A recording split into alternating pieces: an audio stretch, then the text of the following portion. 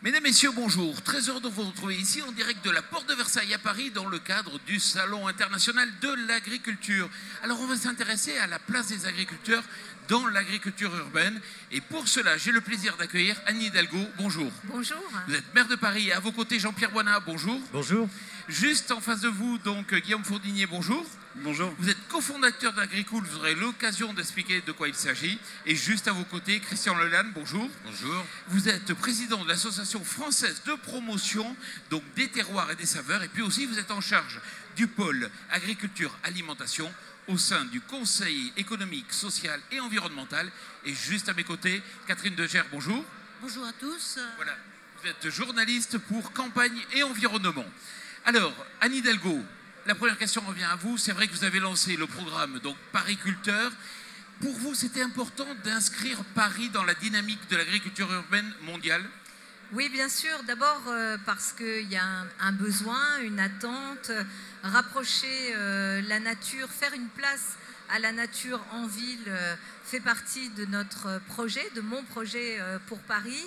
Et puis, il y a une volonté des habitants de nos grandes villes de vivre, de comprendre, de connaître les saisons, de s'approprier aussi une partie de leur alimentation.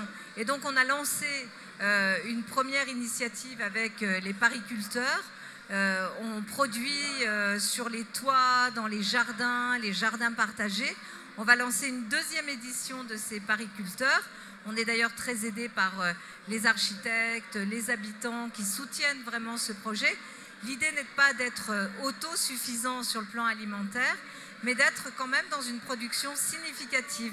Et donc pour ça, on est allé voir les agriculteurs. On s'est dit, c'est pas un gadget, c'est pas quelque chose pour faire comme si on était capable de produire nous aussi. Et d'ailleurs, ça date d'un des salons de l'agriculture précédents où nous sommes venus. On a établi ce lien avec les agriculteurs et aujourd'hui, on travaille ensemble. Moi, j'ai un peu envie de savoir où on va chercher des mètres carrés pour l'agriculture dans une ville où le mètre carré est précisément si cher. Bien partout, en fait. Beaucoup sur les toits. Vous avez d'ailleurs des grands restaurants qui se sont lancés de façon très volontariste dans cette démarche et qui ont sur les toits de leurs établissements des productions qu'ils utilisent dans leur propre cuisine. Sur les toits des immeubles de logements sociaux, dans les jardins partagés au pied de ces immeubles, donc partout où on trouve de la place, nous le faisons.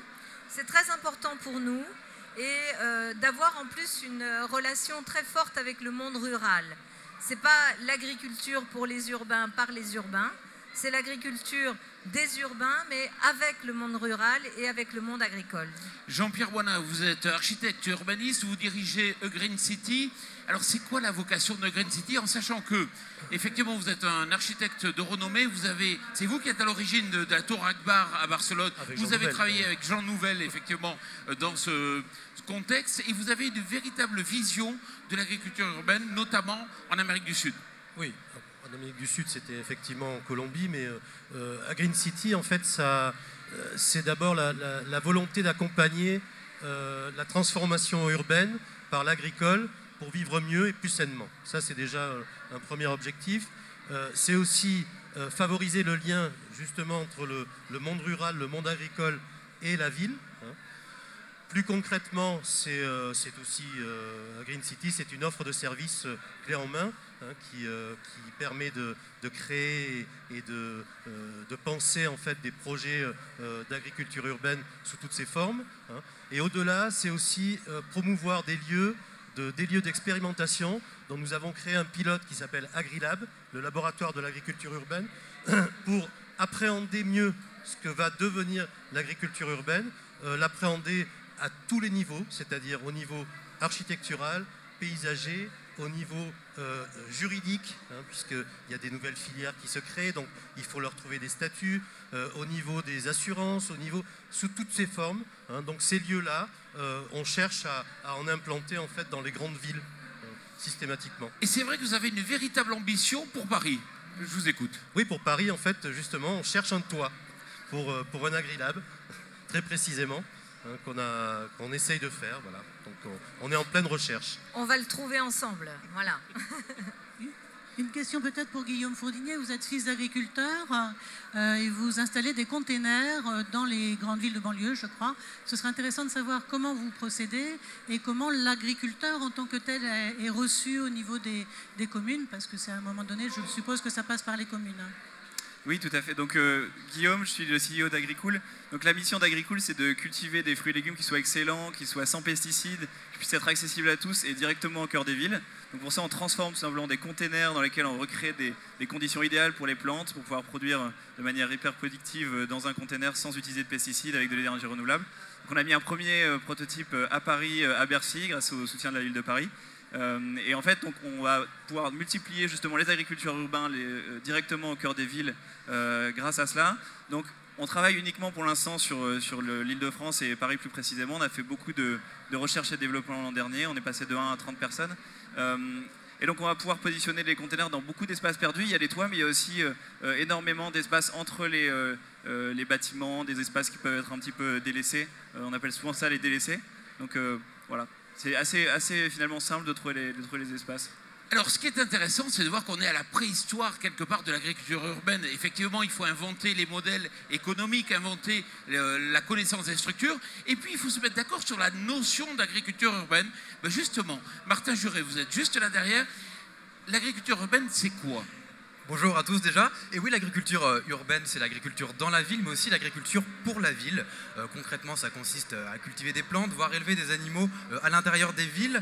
Mais c'est aussi l'idée d'une agriculture qui va utiliser les ressources de la ville, comme par exemple réutiliser les déchets en compost ou l'eau de pluie pour l'irrigation. L'enjeu est de taille, puisque aujourd'hui, plus de la moitié de l'humanité vit dans des zones urbaines et on sera près de 80% dans 30 ans.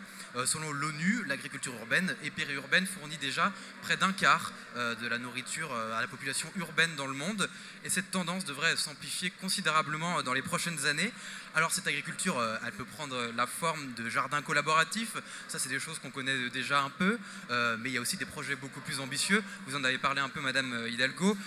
Les toits de la ville de Paris vont pouvoir être utilisés pour les cultures. Et certains architectes vont encore plus loin et veulent construire des tours entièrement dédiées à l'agriculture. C'est le cas notamment à Romainville, en Seine-Saint-Denis, avec une tour maraîchère de 6 étages. Christian Lalanne, merci beaucoup. Christian Lalanne, quel regard vous portez sur l'agriculture urbaine ? Bien, écoutez, étant membre du Conseil économique et social et environnemental, il y a 2 semaines, nous nous sommes penchés justement pour produire dans les mois qui viennent un avis sur l'agriculture urbaine.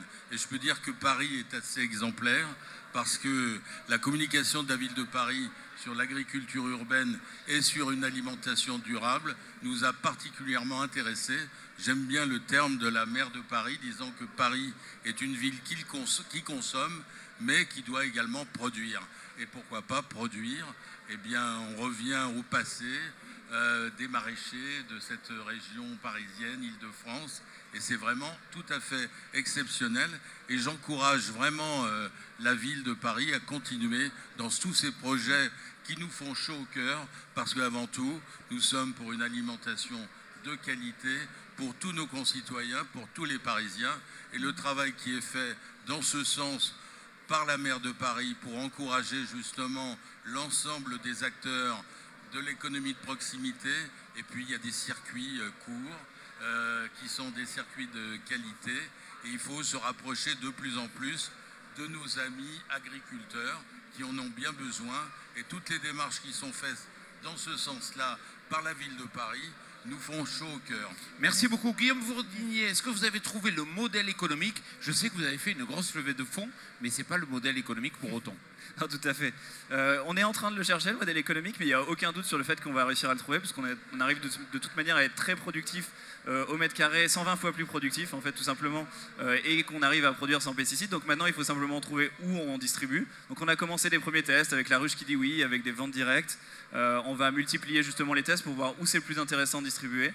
Et une fois qu'on aura trouvé un modèle justement rentable de ferme, on pourra la multiplier tout autour de Paris et dans Paris, et ça va devenir vraiment intéressant. Anne Hidalgo, est-ce que vous êtes plutôt pour une agriculture urbaine high-tech ou super bio, on va dire ? Moi, je suis pour une agriculture urbaine qui soit bien sûr sans pesticides, qui soit plutôt bio. Bien sûr, il y aura de l'high-tech, mais c'est vraiment un travail qui est aussi un travail traditionnel. On a la chance, par exemple, quand on produit sur les toits, de ne pas du tout être pollué par même les particules ou par les pollutions atmosphériques parce qu'on est plus haut. D'avoir des sols qui ne sont pas du tout des sols qui reçoivent des pesticides.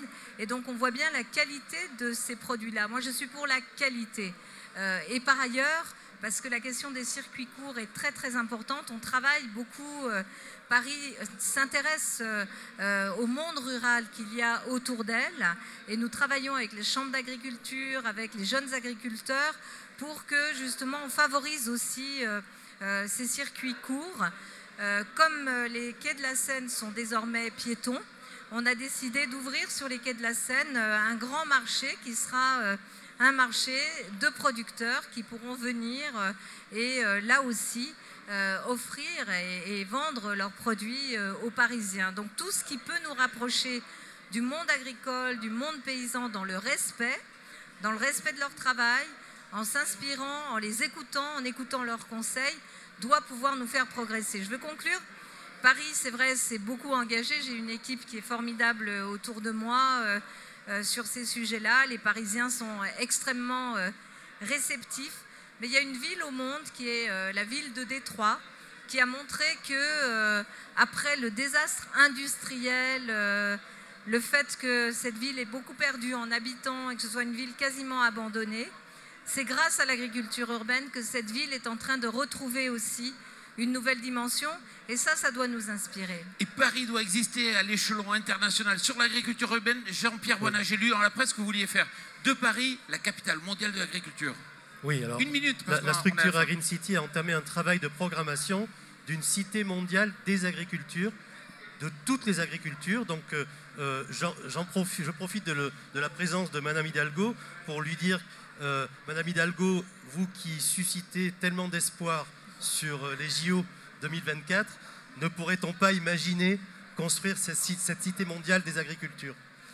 C'est bien sûr quelque chose qui nous inspire. Vous savez, les Jeux qu'on porte, notre candidature est une candidature qui est totalement alignée sur l'accord de Paris, sur l'accord sur le climat, une candidature sur laquelle WWF est plus qu'un consultant, c'est un partenaire.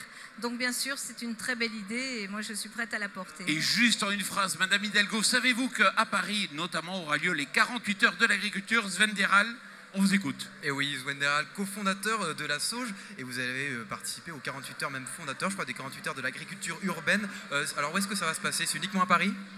Alors les 48 heures de l'agriculture urbaine, oui, qui sont, dont la mairie de Paris est partenaire, vont se dérouler à Paris notamment, dans toute l'Île-de-France, et puis dans 6 métropoles en France, ainsi qu'à Bruxelles. Donc c'est un événement en fait national maintenant, dont l'objectif est de faire jardiner les gens dans la ville au moment du printemps. C'est-à-dire qu'au lieu un peu comme à la fête de la musique où les gens descendent avec leur guitare et leur piano, là l'idée c'est que les gens viennent avec leurs graines et leurs râteaux pour végétaliser la ville, profiter par exemple de l'inauguration pour lancer leur permis de végétaliser. Et on va végétaliser des rues, notamment la rue de Metz dans le 10e arrondissement, organiser des balades dans le 11e.